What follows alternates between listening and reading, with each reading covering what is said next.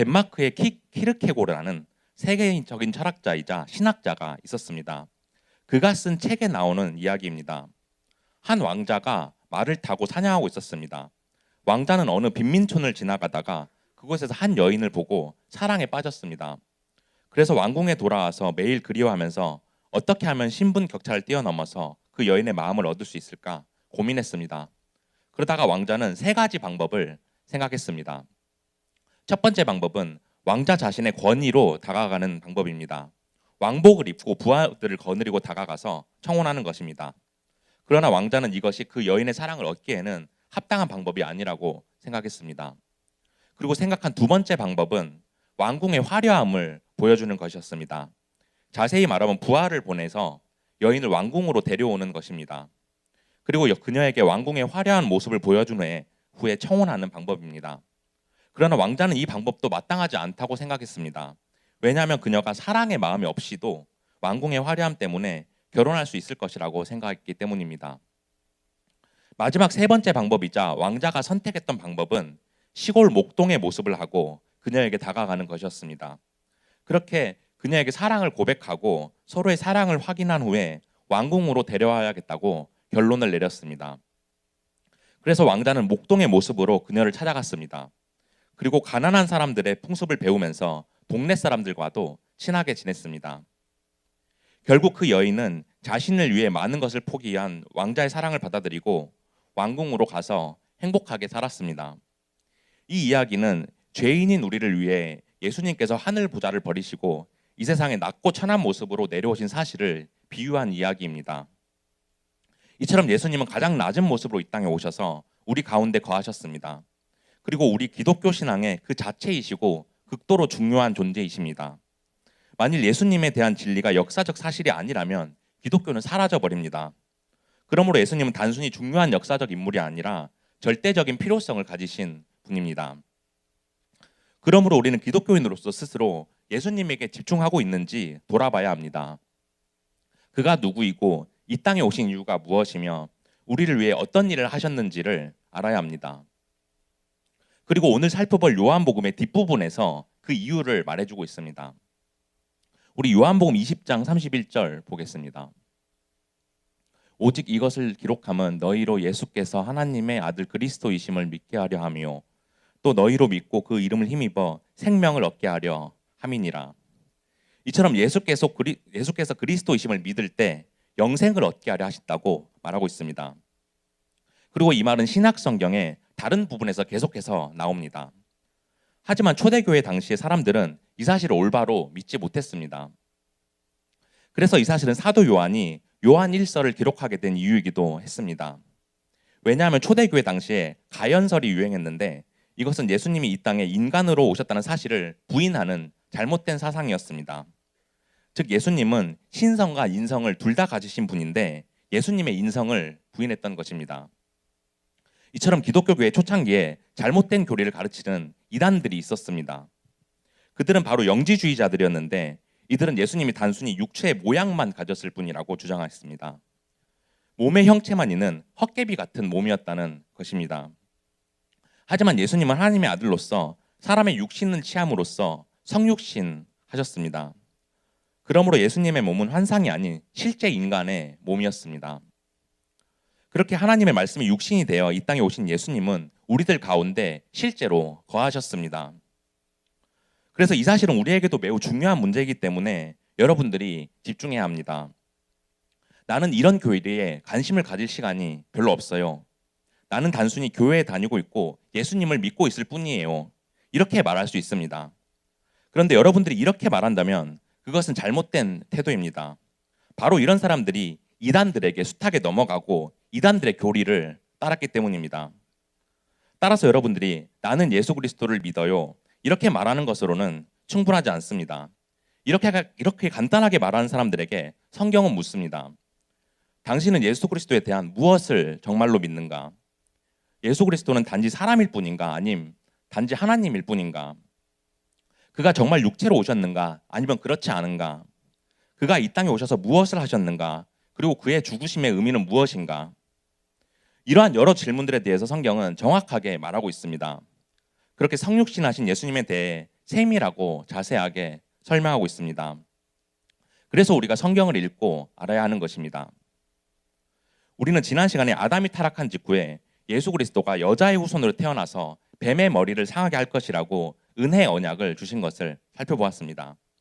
그리고 이 사실에 대해 이사야 7장 14절에서 예수 그리스도가 처녀에게서 태어날 것이라고 예언하고 있습니다. 우리 이사야 7장 14절 보겠습니다. 그러므로 주께서 친히 징조를 너희에게 주실 것이라. 보라, 처녀가 잉태하여 아들을 낳을 것이요 그의 이름을 임마누엘이라 하리라. 결혼한 여자가 아이를 갖는다는 것은 전혀 이상한 일이 아니며 기적이 아닙니다. 그런데 만약에 처녀가 아이를 갖는다면 그것은 정말 이상한 일이고 기적입니다. 그런데 예수 그리스도는 동정녀, 곧 남자 경험이 전혀 없는 처녀에게서 태어나심으로써 남자의 후손이 아닌 여자의 후손으로 태어나셨습니다. 사랑하는 고트프 친구들, 여러분들은 아버지의 성을 따라서 아버지의 성을 가지고 있죠. 그러므로 여러분들은 아버지와 어머니에 의해서 태어났지만 남자의 후손이라고 말할 수 있습니다. 하지만 창세기에서 하나님께서 말씀하신 대로 예수님은 동정녀 마리아의 뱃속에서 태어나심으로써 여자의 후손으로 태어나신 것입니다. 그리고 이렇게 태어나신 예수님은 메시아로 이 땅에 오시고 이방을 비추는 빛이 되셨습니다. 이것은 당시 유대인들에게는 경악할 만한 사실이었습니다. 왜냐하면 유대인들만이 하나님께 선택받은 백성이고 구원받을 백성들이었기 때문입니다. 하지만 이방인들을 위해 오신다는 이 예언은 이사야 외에도 여러 곳에서 계속해서 반복되었습니다. 이처럼 예수 그리스도에 대한 것은 신구약 전체에서 가장 중요한 진술과 예언이었고 예수 그리스도가 오신 사실을 모든 예언이 성취된 것이었습니다. 그래서 우리가 성경에서 말하고 있는 예수 그리스도에 대해서 자세히 살펴보고 깊이 알아야 하는 것입니다. 그러므로 오늘 말씀을 통해서 예수 그리스도가 어떤 분이신지를 자세히 알아보고 여러분들이 깊은 깨달음이 있기를 원합니다. 그래서 그는 누구이고 이 땅에 오셔서 어떤 일을 하셨고 우리를 위해서 어떤 일을 하셨는지를 깨닫기를 원합니다. 왜냐하면 여러분들이 오직 예수 그리스도를 통해서만 하나님과 화목할 수 있고 하나님을 알 수 있기 때문입니다. 그래서 성육신하신 예수님을 자세히 알게 될 때 여러분들이 그분을 진정으로 영접하게 되기를 주님의 이름으로 축복합니다. 첫 번째로 성육신하신 예수님은 우리의 참된 빛이십니다. 아담이 하나님께 불순종함으로써 모든 인간은 죄와 비참한 상태에 빠졌습니다. 그렇게 어두움만이 가득했던 인간을 빛으로 밝혀주시고 생명의 자리로 인도하셨습니다. 우리 본문 9절 보겠습니다. 함께 읽어볼까요? 시작. 참빛 곧 세상에 와서 각 사람에게 비추는 빛이 있었나니. 요한은 예수님이 참빛으로 이 세상에 오셨다고 말하면서 진짜이고 진정한 빛이라고 말하고 있습니다. 그러므로 성경에서 말한 사실에 부합하는 영적인 빛의 근원이라고 묘사하고 있습니다. 그리고 이 빛은 각 사람들에게 비춘다라고 말하면서 각 사람들에게 찾아오신 생명의 빛임을 말합니다. 이렇게 인간에게 찾아오신 진정한 하나님임을 밝히면서 참된 빛이신 예수님을 사람들이 믿어야 할 것을 말하고 있습니다. 하지만 그 당시에 모든 사람들이 참빛이신 예수 그리스도를 믿고 영접하지 못했습니다.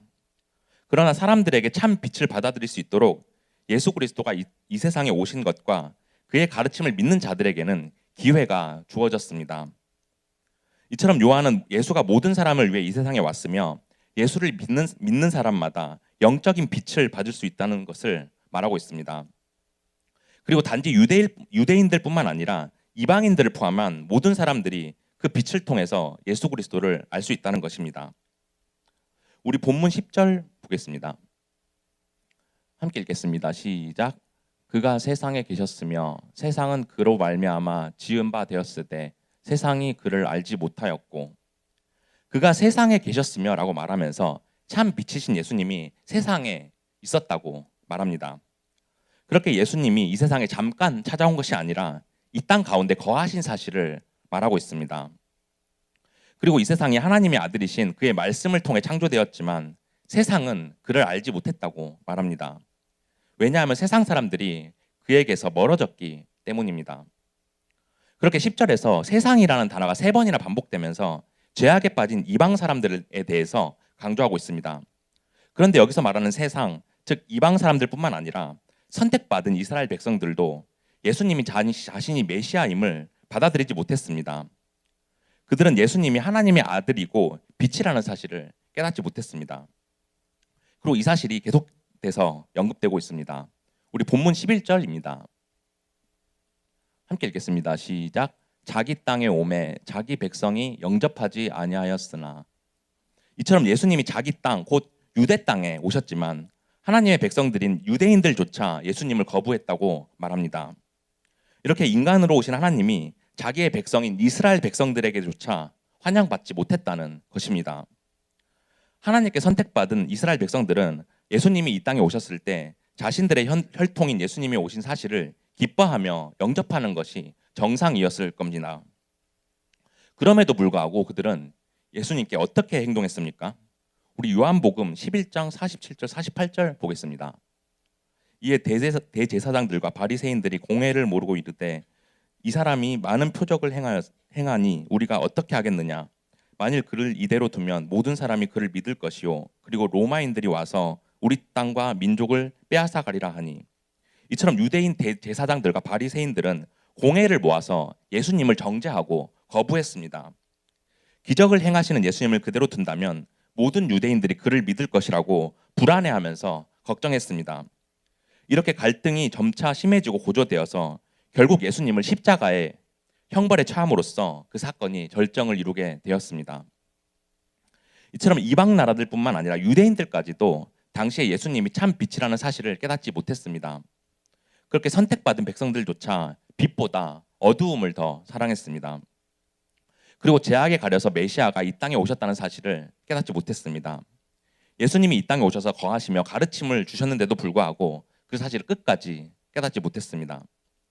그러므로 우리가 이 역사적 사실을 보면서 예수님이 우리를 어두움에서 구원하시는 참 빛이라는 사실을 믿어야 합니다.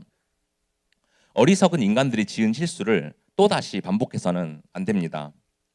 그래서 예수님이 이 땅에 다시 오시는 그날에 우리가 그들처럼 배척하는 것이 아니라 그분을 두 팔 벌려 환영하고 영접해야 합니다. 그렇게 예수님만이 우리를 영원한 사망의 죄악에서 구원하시고 영생을 주시는 참 빛이라는 사실을 고백하는 여러분들이 되기를 축복합니다. 두 번째로 성육신하신 예수님은 우리의 참된 메시아이십니다.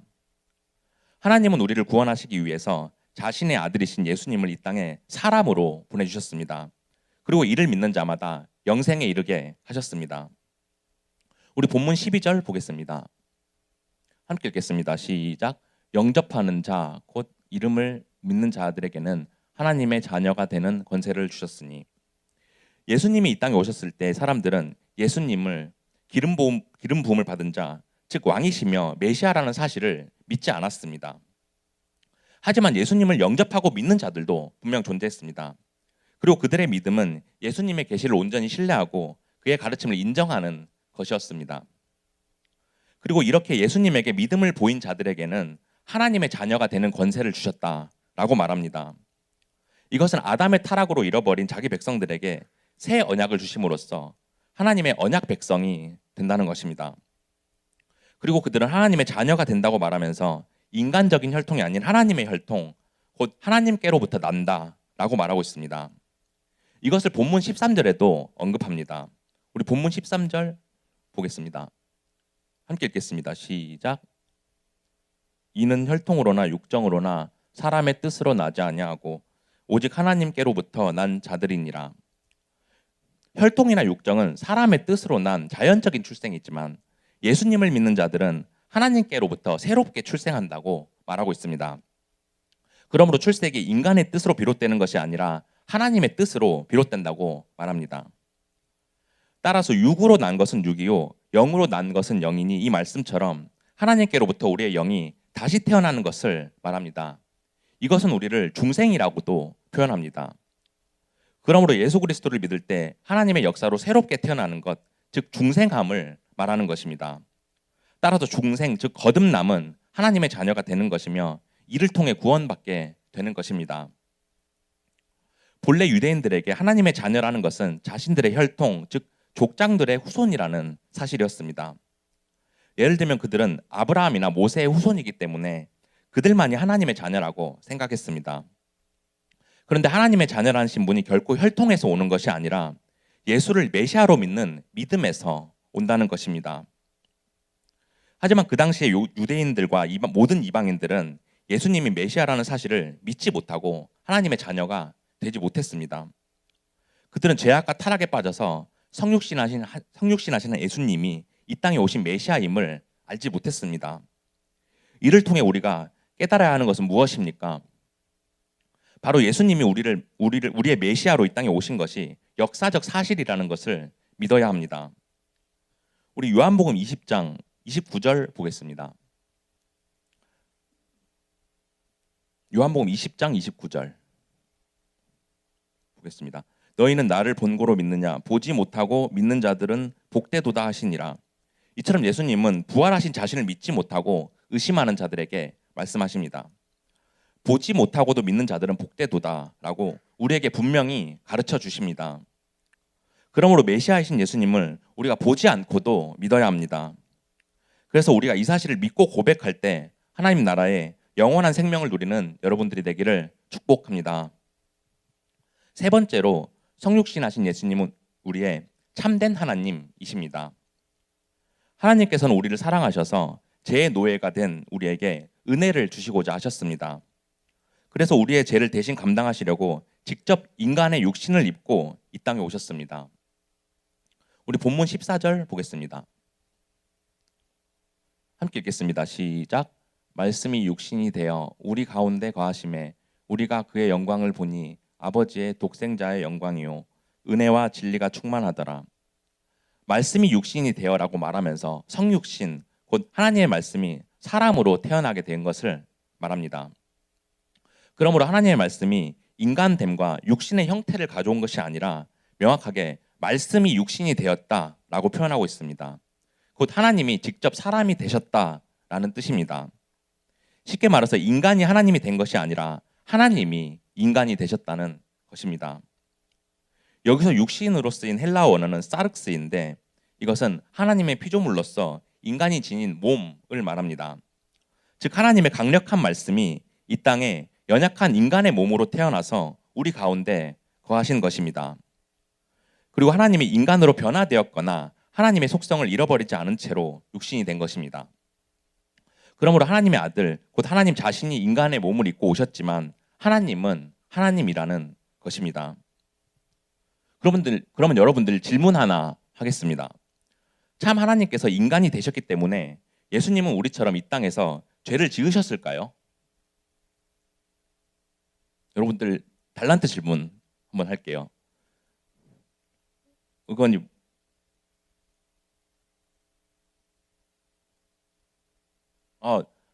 죄를 짓지 않았죠.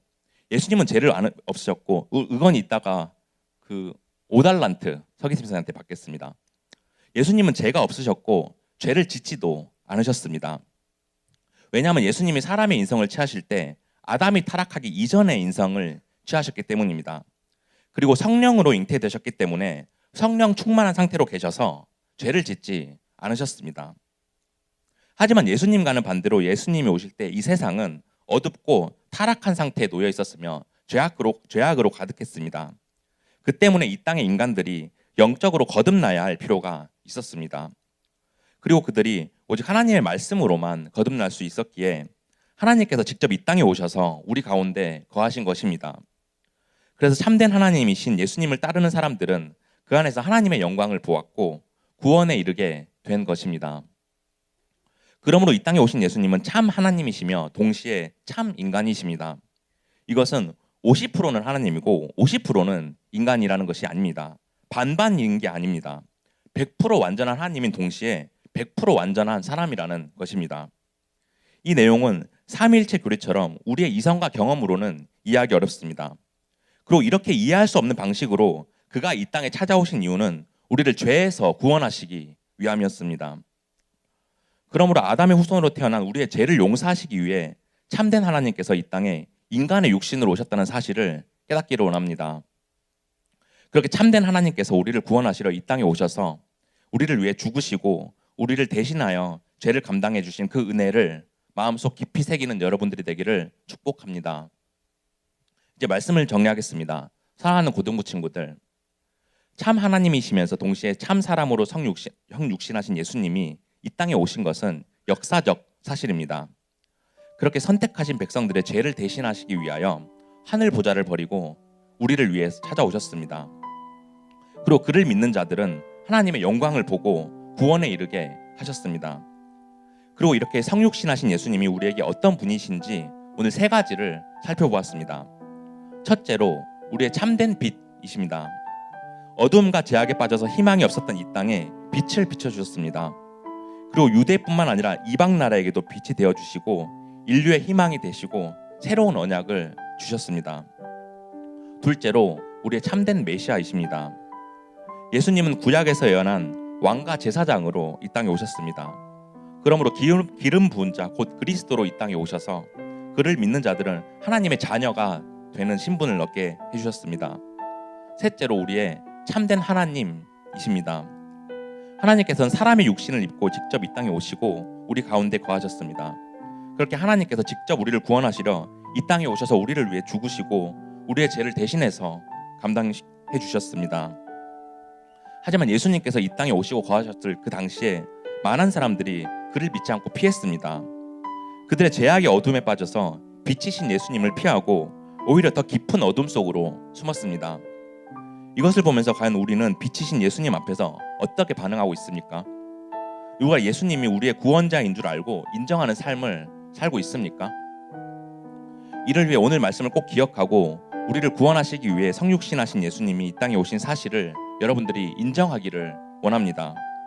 그렇게 우리를 구원하시려고 말씀이 육신이 되어 우리 가운데 거하신 것이 역사적 사실이라는 것을 마음속에 꼭 새기기를 원합니다.